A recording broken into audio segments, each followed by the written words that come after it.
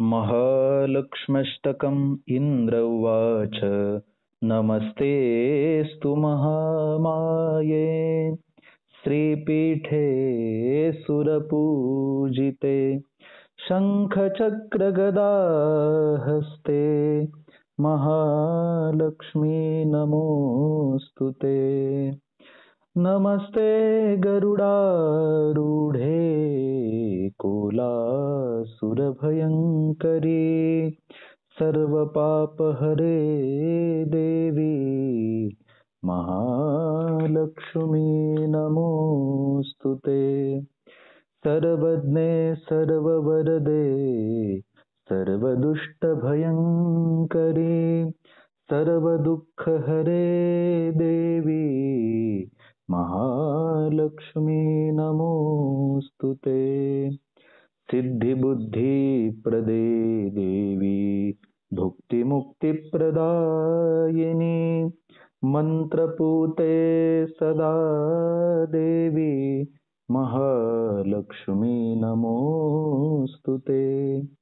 आद्यन्तरहिते देवी आद्यशक्ति महेश्वरी योगजे योगसम्भूते महालक्ष्मी नमोऽस्तु ते।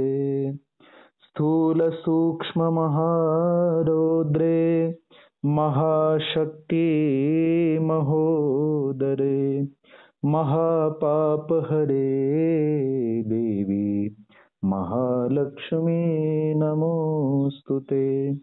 पद्मासनस्थिते देवी परब्रह्मस्वरूपिणी परमेशि जगन्मातर महालक्ष्मी नमोऽस्तु ते।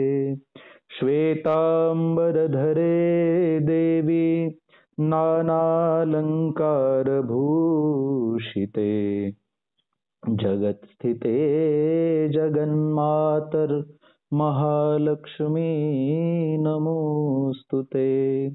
महालक्ष्म्यष्टकं स्तोत्रं यः पठेत् भक्तिमान् नरः सर्वसिद्धिमवाप्नोति राज्यं प्राप्नोति सर्वदा।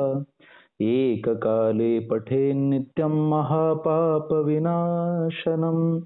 द्विकालं यः पठेन्नित्यं धनधान्यसमन्वितः त्रिकालं यः पठेन्नित्यं महाशत्रुविनाशनं महालक्ष्मीर्भवेन्नित्यं प्रसन्ना वरदा।